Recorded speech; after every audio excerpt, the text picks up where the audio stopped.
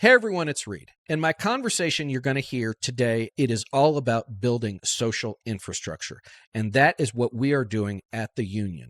Please go to jointheunion.us right now. Go to jointheunion.us right now and sign up to get involved in building this infrastructure with us. And now, on with the show. Welcome back to the home front. I'm your host, Reed Galen. Today, you're going to hear part 2 of my conversation with Sarah Stein Lubrano about her new book, Don't Talk About Politics. If you haven't listened to part 1, please go back and do so. So I want to shift forward a little bit in the idea of protest, and now we're talking about infrastructure, because you brought up something here that I interviewed a guy named Gal Beckerman, writes for The Atlantic. He wrote a book, I think 2 or 3 years ago, about how people had utilized basically online networks to organize. But Sarah, the issue was, and he uses Tahrir Square, he uses the Arab Spring as well as an example, which is Facebook at the time, or TikTok, Twitter, whatever it is now, right, is the thing, is an incredible way to get a group of people to show up at a given place at a given time. And when doing that, it even might create a momentous event.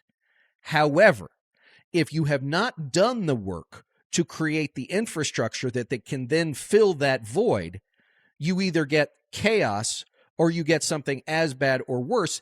In the case of Egypt, when Hosni Mubarak falls, the only two groups of people who are ready to take over are the Muslim Brotherhood and the military, because there was no other infrastructure. Yeah, and the Muslim Brotherhood, by the way, are, and again, this is only strategic good that I'm talking about. I'm not in favor of this group particularly, but they are very good at using the social infrastructure they have. Why do they have social infrastructure? Because they have the mosque and they have the local community groups of religious stuff, and so they have all of the social infrastructure in place to take power and to organize people and mobilize them, right? And they probably provide different kinds of food banks and all of this kind of stuff. Um, Yes. So the point is, as you pointed out, we have kind of two sorts of social infrastructure at play here, both of which matter, but unfortunately, one of them is probably much more important and we miss it. So first is this digital infrastructure. And again, like I have reels that go viral. I get to experience the fun in a way of the digital infrastructure that exists. But there's a couple of problems with that digital infrastructure. First of all, we don't own it. And one of the reasons I chose to write about Twitter in this book, even though I know we're all really tired of even thinking about Twitter, is that when Twitter was first taken over by Elon Musk, a lot of people were really, really sad. They weren't just upset, or they weren't like, oh, Elon Musk is a particularly irritating dude. And he is. He's kind of nuts, right? The joke I always make about him is he's a guy who became kind of radicalized by his own favorite toy, and then he took it over and broke it.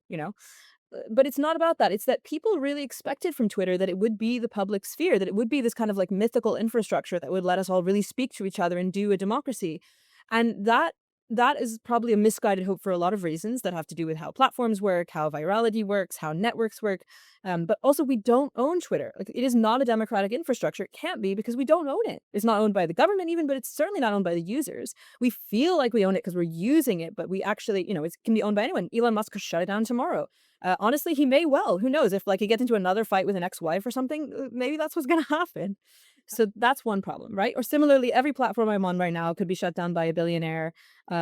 Censorship is perfectly legal in this respect. There's no provision in place for that. Not to mention the government is now run by Donald Trump anyway. But so it's not democratic in that sense. But the other problem with digital infrastructures is that they tend to foster what sociologists call weak ties rather than strong ties. So your weak tie is like your boss's wife. Unless you're really close to her for some reason, you probably don't know her that well. But if you're on social media, you can see what she posts sometimes, right? Or your friend of a friend, basically, is a weak tie. And weak ties are very important sociologically. They're almost always how you find a new job, for example.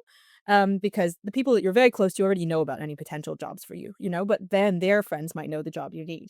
So it's not that weak ties aren't important, but they're not very good at sustaining long-term effort. How many times am I going to go to a protest for my boss's wife or my friend's friend? Probably not that much. I'm going to go if my best friends are going every week. That's when I'm going to go to a protest every week. That's when I'm going to join a social movement and stay there and embed myself. I'm going to go because my kids are in the movement. I'm going to go because my mom is in the movement. I'm going to go because my best friend is there.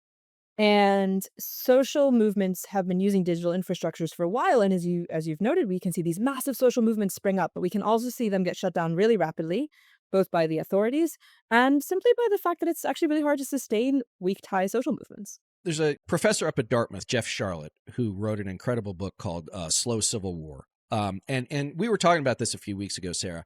He was talking about the protest movements, and you mentioned the 1963 March on Washington, but he was mentioning, a little bit later in the 60s Vietnam, which is there was none of this, right? There was none. I mean, there were social networks, but they weren't online. So like the organizers had to do a hell of a lot more work. Yeah, they were using those social muscles. They were using their strong ties. They were building relationships where you'd go knock on the person's door and be like, hey, what are you up to? And the person would say, oh, I'm kind of busy today. And you'd say, no, man, you have to come out. We're going to go do this. Look, I'll feed you. And that person would slowly become essentially your friend. And because then there's also the piece, which is, again, it comes back to that common experience, right? Like with me and my friends who decided to take on Donald Trump, like we have suffered slings and arrows, right? We have a level of commitment and camaraderie with one another.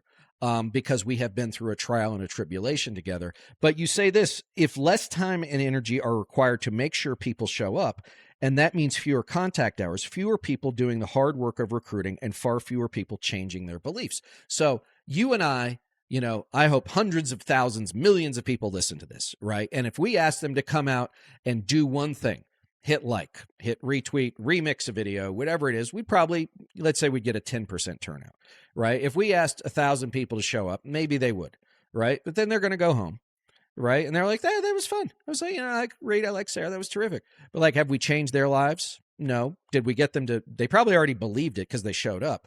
But you and I didn't have to do much more than spend an hour and a half, an hour on a video together, spend another hour on social media stuff, right? Like we didn't have to make mayonnaise sandwiches, right? Like we didn't have to hand out, handbills to people in a town square saying, we need you to show up to this. People just showed up. And then, so without having to sort of cross through the looking glass, to make a better way to put it, like without having to take that truly affirmative, almost life-changing action, it's really easy to say, that was great. You going to go again? I had fun. It's just not my thing. Or, like somebody else will go. They don't need me. Yeah, exactly. The truth is that we have to invest deeply in these things to be changed by them enough to stay in the movement in the long run. And I could give you a bunch of psychology studies if you want, but I think we can also think about it almost like philosophically. Of course we do. Of course we have to change our lives to be changed by the politics that we live. Of course, one of the things I say early on in the book is that one of the reasons that a marketplace of ideas is such a weird concept the more you stare at it is that in truth, I think that when it comes to the really big ideas in life, it's not that we have ideas and they're these like possessions that we hold on to in our little containers. It's that big ideas have us. When I think about the things that I most value in life, those ideas have me. They have me as much as I have them. They orient me as much as I could possibly, just move them around in my brain or something like that. And to do that, one of the things they do is they restructure our lives. And we have to restructure our lives to be fully in the idea, essentially, and to do it with other people. So let's talk a little bit about the idea of literally meeting people where they are. So I referenced canvassing earlier in our conversation, where I went door to door, groups of folks, and I went door to door. Millions of people do it every election season. But that's, again, if you go to 100 doors in a day, Sarah, on a regular canvas, you're getting 10, 15% between people not being home, the Ring doorbell, right? The dogs, people just not showing up, right? And then when you do talk to those people, occasionally they will be happy to take whatever you're handing out. They'll be happy to answer a couple of questions. But for the most part, like, you interrupted their day. But deep canvassing, in a good way, is even more of an interruption, which is you're going to talk to people in a really significant way. So take us through how it works and why it's so important. And you talk a little bit about relational organizing, which I first really started hearing about last fall and people are putting some money into. Yeah, yeah. I'm going to talk about all of these things. And then I'm also going to make a case that as good as these things are in very specific contexts, the most important thing to take from them is something else. So let's talk about deep canvassing first. Deep canvassing was actually built off of the back of some research on getting people out of addiction. And I'll start there because it's kind of an interesting place to start. So if you imagine you've got somebody who's, addicted to alcohol, right? We used to do these big interventions with people. We'd say like, okay, we all got you in a room, Reed, and we're really worried about you, blah, blah, blah. And that's not always that effective because often what happens, as the guy who invented this technique points out, is that you start giving the person who has the addiction reasons why you think they're addicted. And then they naturally take the position of arguing back and saying, no, I'm fine. I don't have a problem. I can stop anytime, blah, blah, blah, right? And as the guy who created the motivational interviewing technique for addiction points out, who are they going to believe? You or themselves? They're going to believe the words coming out of their own mouth, of course. And so they fear, I'm fine. I can stop anytime. And that's what they believe. In motivational interviewing, and by the way, this is actually used in the National Health Services in the UK. So if you are a smoker, for example, they will use this on you. I'm not a smoker, thank goodness, but I've heard about this. You'll say, okay, on a scale from 0 to 10, Mr. Galen, how much is smoking affecting your life? And I guess, how much do you want to stop, right? 0 to 10. 10, you really want to stop. 0, you don't care at all. And when you ask a question like that, somebody will usually not say 0. Right. They'll say 3. They'll say 3. Yeah, they'll say, I a little bit want to stop. And you'd think that maybe at that point the doctor would say, but, don't you want, like, this could kill you. This could literally kill you in a horrible way. Like, shouldn't you be at 10? But you don't say that. You say, oh, why are you not at 0? Because, of course, what that means is that the person then starts answering back to you with their own words and their own personalized reasons they might want to stop. Right. And they say, well, actually, my clothes kind of smell bad. And like my colleagues commented on it and that was awkward and blah, blah, blah. I get a cough and I don't like it. Right. Yeah. Yeah. And so then they are doing the persuasion. And as we discuss in the book a little bit, all of the best persuasion is self-persuasion. They're doing the work for themselves. And the political version of this, which is called deep canvassing, is very similar, right? A lot of it has been used by LGBTQ groups. So you might come to the door and say, there's a bathroom bill in the state that says that people should not be able to use the bathroom of their choice. They have to use that of their assigned sex. On a scale from 0 to 10, where do you fall? How much are you in favor of this bill? And then you do the work that way. And you're asking the person to state their own reasons that they might be ambivalent about, say, if you're doing progressive organizing here, hopefully, that they might be ambivalent about banning people from certain bathrooms, right? And the truth is that most people are not like full on sure about a lot of this stuff, especially with trans people. For example, like many people don't think they've ever met a trans person. So they don't really know fully what they think. They kind of have all these like weird intuitions in both directions. And they'll say something like, I think this is really against nature, but I also don't really like telling people what to do. And how would we enforce this anyway? I don't want to look at someone's genitals before they go into a bathroom. Right? They have like these, Right. and which I honestly think is part of the nutsiness of these bills. But anyway, and you want them to start saying the reasons that they might end up agreeing with you, right? And then you listen. And it seems to be, I've talked to the researchers who study this. They've done a lot of studies. And by the way, this is a very successful technique compared to normal canvassing. So normal canvassing, which I've totally done and which is honestly mostly a waste of time, is at best useful for turnout. What it really seems to do fundamentally is just make sure you figure out who in your neighborhood is actually going to vote for your candidate. And then on the day of, you go and gently harass them. It doesn't seem to do any persuasion, really, because again, giving people arguments is not that persuasive. It just lets you make sure that that guy actually did go to the polls and you can drive him if he hasn't and he needs a ride. That's it. That seems to be the statistical advantage of normal canvassing in most cases for most elections. And that's often not worth it, frankly, right? It's a bad use of human resources. Deep canvassing is incredibly resource intensive because you spend a lot of time on the doorstep, but it does seem to do persuasion much more than other techniques, which is really interesting.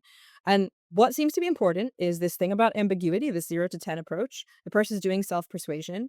You are listening non-judgmentally because else why would they go through this process with you? So you can't go there and be like, hey, this is horrible and transphobic. That's not the right way to start, which is really hard because often the people doing this work are part of the affected group. They might be a trans person or at least an LGBTQ person, and they have to sit there and listen to this. That's hard. And then you share your own story. So you've listened non-judgmentally, you've asked them to give their reasons, and then you tell them about your experience. And that seems to be very important also. So you might say, well, actually, my very close friend is trans, and when we go out together, I'm always worried for their safety. And you tell a story. Because it seems that although there are, of course, a niche group of people in this world who will tell you that never happened, I don't believe you, most people actually take storytelling exchange with even a stranger who's listened well to them for a little bit of time seriously. They see that as like a new aspect of their world. They are effectively beginning to form a relationship with you. And again, it's the changes in our networks of relationships that matter to us. And I think this is really fundamental because this is about trust. And we are currently living at a low point in social trust in the US and in other countries around the world. We trust strangers less than we have in previous generations by a long shot. This correlates almost exactly with income inequality, by the way. But what we're talking about here is the building of trust enough with a person that they think this person cares about me, they've listened to me, they're not judging me for what I'm saying, and they're telling me something vulnerable about themselves, and they've just spent 30 minutes here talking to me. That's a huge deal. And so, look, when I run schools for activists, what I tell them when they want to go into deep canvassing is I say, look, I'm happy to talk to you about deep canvassing, but I want you to notice why it works. It doesn't work because it's a conversation. It works because it's a relationship, because you're building a relationship. And the best thing you could do, the most honest thing you could do is not just do a deep canvassing conversation, but build a relationship with that person. Go back and visit them again. Do something for their community. Be part of their community, In the old days, in the 20th century, right, like in a city like Chicago, they had ward bosses, right? And like, what was the ward boss responsible for? Making sure that every old lady had a turkey for Thanksgiving. Like, that was his job, or one of his jobs, right? And making sure Mrs. Johnson and Mrs. Smith and Mrs. Jenkins got their turkeys, right? Now, like, okay, thank you, right? It's not purely transactional. It doesn't have to be that cynical, but there was a means to an end. And I don't, like, the lady got her turkey. Great, right? Somebody was going to make sure that, like, somebody helped her on the way home from the grocery store. Like, nobody bugged her. That built that sense of community and belonging. And then it's like, okay, well, election time's coming around. Would you consider voting for me, or would you consider, oh yeah, sure, whatever. Right. And they got to know that person. And to your point, we're going to get into this in a second. I referenced it earlier, is right. Like, the atomization is both, it's happening, but there are also forces who are forcing it to speed up or to exacerbate. Yes, I think this is very important. We have enemies. It's one of the things I also talk to people about when I facilitate workshops, right? We have enemies and they love this. This is so helpful for them. When you hear Mark Zuckerberg talking about like a loneliness crisis, that loneliness crisis is great for Mark Zuckerberg. Yeah, who do you think caused the damn thing? When you see all his executives who were there at the beginning, were like, I don't let my kids on any of that stuff. Oh, really? Yeah. Interesting. But he'd love you to be on there if you wouldn't mind, right? I mean, Right. and I think this is also important because people imagine that all enemies are plotting in a room consciously against you, but actually some of our political enemies are just making a very lovely dollar off of it and don't care about that. That's enough for someone to be, in a certain sense, your political enemy, right? I mean, it's important to keep in mind. And remember that, and this is where it gets, you've just sort of sparked something in my head, Sarah, which is, it gets out of the purely left versus right, Democrat versus Republican, labor versus conservative, which is, someone can have the same letter behind their name and not at all have your interests at heart. Absolutely. And I think that, look, many people, I mean, first of all, it's not obvious to me that Mark Zuckerberg is a Democrat anymore. But secondly, lots of people that position themselves in theory as on the left in one way or another are not really interested in what is happening for the average person in America. And I don't mean that in terms of, something they could say. It's about how their interests are positioned, what is actually beneficial to them compared to you. Let's talk about, as my expression is, get people off their phones and off their couches.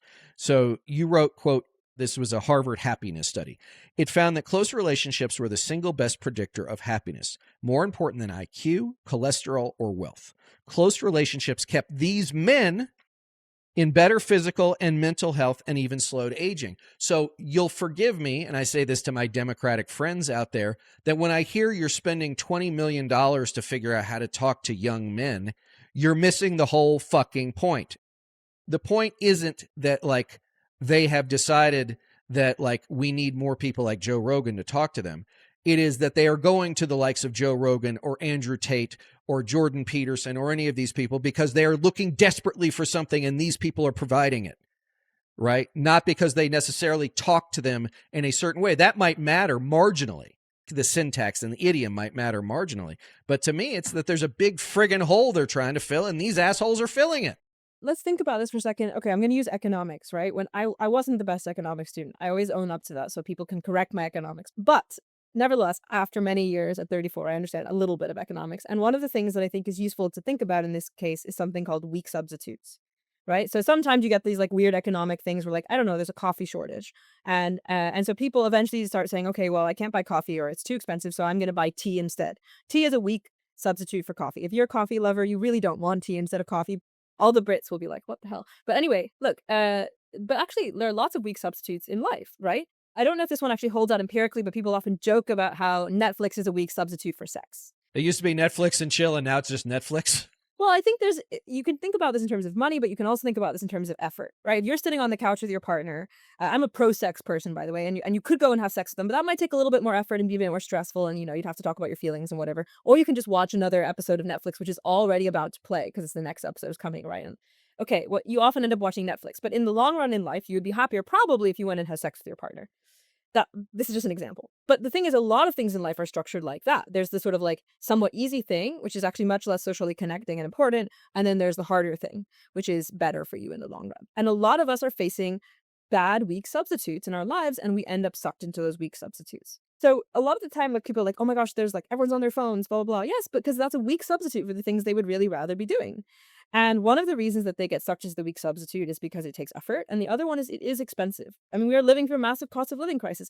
To go out to a bar is now really expensive, both the gas and the drinking and the whatever, I mean, and so people are saying, okay, I'll just watch another round of Netflix. I'll just go like scroll through my phone. No, here's Joe Rogan. And I think we're living through a time where we basically have a tyranny of weak substitutes. And the people that are least socially skilled or empowered in their particular context are most likely to get sucked into those weak social substitutes. But we're all in danger of it lots of the time. I mean, there are lots of female, softcore fascisms as well. We have lots of anti-vax yoga influencers and whatever. So we can talk about the pathologies of feminine stuff another day, but it's all there. You talk about this personally when you were working on your dissertation, that you were so focused on that you started saying no to people. You started saying, I'm going to, I can't go out. I can't. And you started being less in touch with your friends. They start being less in touch with you. Then it's like if somebody cancels, and this really becomes like a pretty popular meme right on social media, which is like, it's like it'll see like a cat taking a deep breath. It's like when the person you were supposed to do something with canceled, right? Now there's this relief when in fact there should be disappointment. No, I wanted to see you. But no, the idea of like, oh, okay, well, I was supposed to go out with Sarah. She canceled, thank God. Now I'm going to exist on Netflix on one screen, right, instead of sex, and I'm going to have this parasocial relationship with an influencer on my small screen. Yeah, this is a huge thing in content creation now. We are all aware in content creation world, which is my sort of paid profession, that everyone is watching multiple things on multiple devices, and of course, none of that is actually building a social relationship of meaning, right? And so, what we're seeing is what I call social atrophy. It's not a term I coined, but I do use it a lot, and I think it's an important one for us to kind of think about.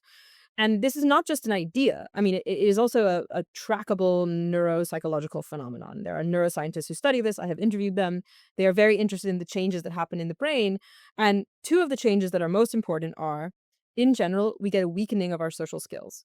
So our brains are more or less set up to do kind of what you and I are doing now if we were doing it in person, which is to have these long form conversations with another person where we can see all of the social cues and they can see all of our social cues, and we're talking through something for a long period of time and building a relationship. Like I feel a little bit like I know you more now, right? And that's kind of what our brains are for lack of a better. They're much more for that than they are for like accounting or whatever, That's what we've evolved to do. And when we don't do that kind of social interaction, our brains actually repurpose those neurons because they're so plastic to other ends. And it's essentially like we have a bunch of muscles. We get a full body workout each time we have a social interaction. And if we stop having social interactions, our muscles weaken and we get worse at it. And then we find social interactions exhausting. So when someone cancels on us, we're like, oh, thank God. Except that's not a sign of health. It's a sign of weakness. I don't want to make light of this, but it's like the Ted Kaczynski, the Unabomber thing, right? Like if you were a little bit off kilter to begin with, and then you go live in the woods by yourself for years at a time, you're not going to be more normal when you climb back out of the woods. There's a chance, at least in his case, that you're going to mail a bomb to a judge.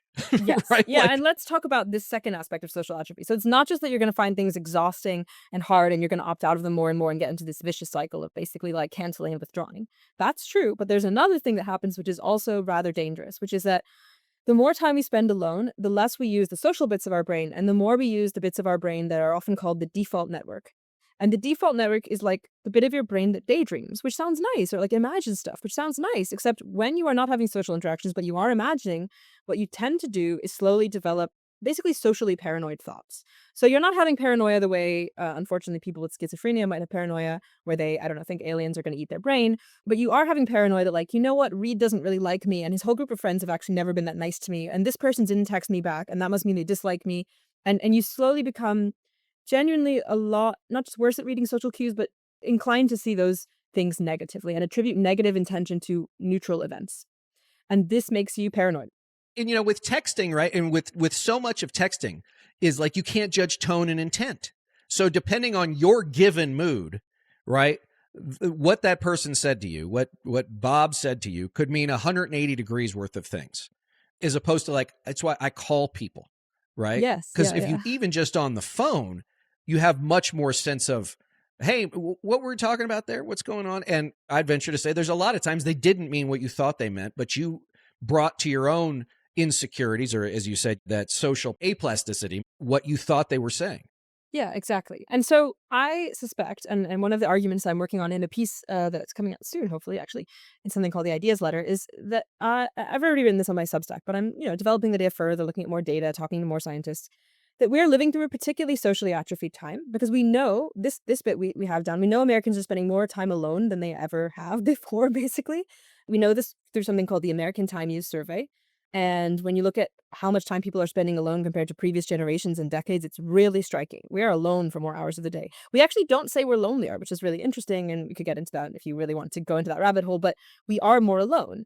And therefore, we're very likely to be more socially atrophied than we have been in previous generations, to have more of these changes in our brain that make us suspicious and withdrawn and paranoid about other people. And I cannot imagine that is doing us wonders when it comes to politics, right? Certainly, it's not the only explanation for why we're here. There are many other reasons we're facing the crisis we're facing now, but it is probably contributing in some ways. And I think it's especially important to notice the way it might affect your own choices and behaviors and other people around you. We're not necessarily saying, I don't think, Sarah, that you have to go out 7 nights a week or you always have to have some significant social interaction an hour a day. Or, I mean, people got lives, they got jobs, they got kids, they got other things they got to do. But like, you got to take those opportunities. And if you don't have them, you got to create them. Right. And that can take a lot of energy, especially if someone's shy or they've been out of the social area for a work. Because again, this thing, its whole job is to prevent you from going out of your house. You can bring food to you. You can bring toilet paper to you, right? Like, this thing is amazing in many ways, but it's also incredibly destructive in all the things that we've put on it. So let's talk about, social infrastructure. Also, this idea, and I talked to a couple other people about this recently, about this idea of third places, what you're talking about, which is in a pre-social media era and a pre-internet era, you had 3 channels on the television. And you had to leave your house. It was a bowling league. It was the Lions Club. It was the PTA. It was Little League, whatever it was. If you wanted to be something other than, reading, like in the 17th century, like, there were options and you went to those places. It could be a corner bar. It could be the library. It could be a knitting circle, whatever it is.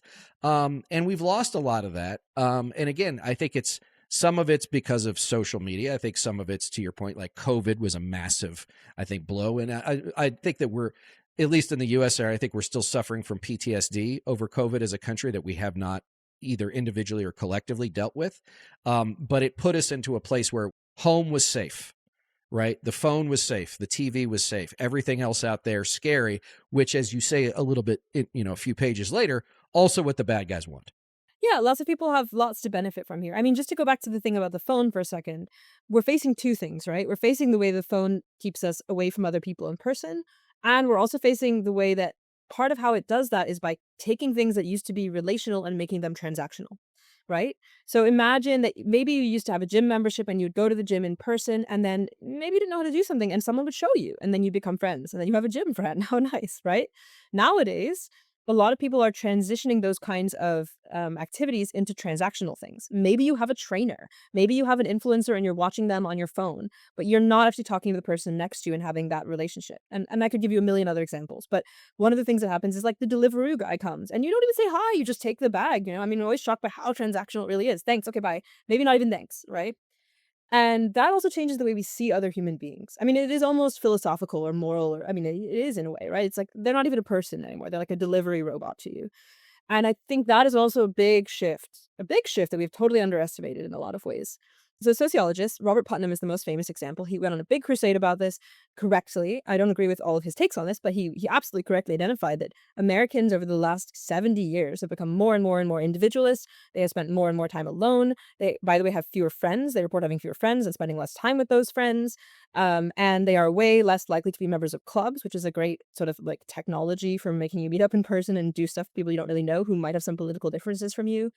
Putnam, I think, is a little bit too in love with the idea of clubs as a solution. I'm much more interested in thinking about it in terms of infrastructure because let's talk about what infrastructure actually is here. Infrastructure is the stuff that silently and invisibly and powerfully structures all of the other stuff we do, right? Like, if you ask me why I live in the part of London I live in, it's because of where the tube lines go, basically, right? And that's why the house cost as much as it did. But infrastructure does lots of stuff for us. One of the best examples I give of whether something is a social infrastructure and in what way is if you think about picking up your kids from school. So some people, their kids go to school and they walk or they drive, but then they park or whatever, and then they wait on the playground for their kid. That is a social infrastructure. Why? Because the kids come out and all the parents are standing together. They're already having a chat because they're all standing on the playground. You learn about all the other parents and what they care about. You might organize around some political issue or social issue or improve the school or get to know each other or meet people with different backgrounds and ethnicities from you. and schedule some play dates. And that's like a social infrastructure. Something is being invisibly supported there for you. If suddenly the school reorganizes and now you pick up your kid in your car, driving in line, alone in your car with your phone waiting for your kid, now you don't have a social infrastructure anymore. And we are living in a world that's much more like the second option in all kinds of ways, not just with the school, but in general, right? In the way you shop, in the way people don't go to religious services as much anymore. I'm not a huge fan of organized religion, but it just happens that it did destroy a bunch of social infrastructure. Putnam talks about it as we lost about half of the social infrastructure in America in the last 50 to 70 years. And I think that's very important to keep your eyes on because it's very easy to say, people are just deranged these days. Look at Twitter. Twitter is a bad technology. Everyone is losing their minds. But actually the problem is deeper than that. It goes back to this loss of social infrastructure that kind of lets our brains do their human thing of relating to each other in person. And I'm much more concerned about that problem. I don't think we're ever going to legislate the phones away, but we could build back the other stuff. You talk about the church. And again, this goes back to what we talk about at least on the American right, is they have social infrastructure, as we talked about a few minutes ago. Yeah, they do. Their people show up to church every Sunday. Yes. What a great organizing technology. I mean, I'm not going to make light of it. I think lots of bad things happen in religious institutions all the time, but it's powerful. No, I'm not making light of it either. I'm talking about the practical outcome of it, which is, especially now with an IRS decision, they're like, you are going to go vote. Here's who you're going to go vote for, right? Or there is a community, again, it takes care of its own. It doesn't like anybody else necessarily, but it takes care of its own. And that is where, they are united. Again, I think you're right. I think it's a negative polarity that is uniting them, or a negative magnetism, whatever it is. But the good guys, right? It's like, well, I don't agree with you on this, so I don't want to hang out with you. I don't agree with you on that, so I don't want to hang out with you. Well, how do you feel about this very arcane and narrow bore issue? I'm like, I don't think I've ever thought. How could you not have thought about it? It's the core to everything else. I'm like, I don't know. Like, I read a lot, but I didn't read about that. And so, like, there's another part of it too, which is like you have to be. I don't want to say forgiving, but you have to be a little bit more open, right? Like you have to understand that no, not everyone is going to agree with you, and to assume that they would is the height of arrogance. This is the thing that gets me, I don't know, in trouble with even people who share my political views, which is that I am a lot more invested in the idea that you are going to have to put up with people that you really don't agree with. And I one of the things I'm grateful for, as complicated as this is, especially right now as a left-wing Jewish person, is that I grew up in a community that had some of these built-in "we're never getting rid of each other" vibes, right? Because I grew up in a Jewish community, and I still am in one. By the way, I am actually a member of a synagogue, one that's certainly more aligned with my beliefs than the average one, but nevertheless, one of the things that was built into that community is the idea that, like, look, we are always going to be Jewish, and we are always going to therefore belong to each other in some way, even if we disagree with each other, and we sure do. Let me promise you that. And and that requires a different set of skills and ways of looking at other people than almost any other institution in the rest of my life, right? Like most other people I can get rid of. But I'll never not be Jewish, and I'll probably never not be part of some Jewish community. So I kind of have to learn to live with these people at some level, even when I really, really disagree with them. And that requires me to have a different set of skills, a different way of talking. It makes me very interested in what it would mean to say, okay, on a scale from 0 to 10, person I disagree with, right? It forces me into a different mode of relating. And I'm not saying that all of us need to do that exhausting work all of the time. But I also think that we probably all need to do it more than we really feel like it on a given day. In fact, I think a lot of the work is like the same with social interactions in general. Look, I have never in my life really felt like going on a run, but I go on a run every other day. Like you never feel like it, and then when you've done it, you feel better. And it turns out social interactions are the same, by the way. Not even getting into these conflict-ridden ones, but they've done studies where they ask people, have to go have a conversation with a stranger. Are you going to enjoy it? And everyone's like, absolutely not. Leave me alone. And then they get paired up with a stranger and they have a conversation and they love it mostly. Not always, but on average, people are happier afterward. They are. They're like, that was meaningful. That was joyful. That was important. I liked that. More of that. And they never think they're going to like it before. Same as going on a run. I really think we have to think about social interactions, firstly, just at a personal well-being level as kind of like exercise. And then I also think we need to think about it in terms of like, yes, organizing is hard and building community is hard. And then activating that community through all of the difficult contradictions is hard, but that's the work. Well, that is the work. And to reference the Talmud, it is upon us to begin the work. It is not upon us to finish it. We'll never finish. And that's the other part. Like there is no end point. We have peaks and valleys, and we're in a trough in many ways right now. But, theoretically we could come out of that. But as you said, we all has to be, Sisyphean, I guess, in our efforts to push that rock up the hill. Because if we don't do it, no one else is going to. Sarah, thank you so much for joining me. It was such a pleasure. where else? All right. So we've got your book. Hold on. Yeah. Don't talk about politics.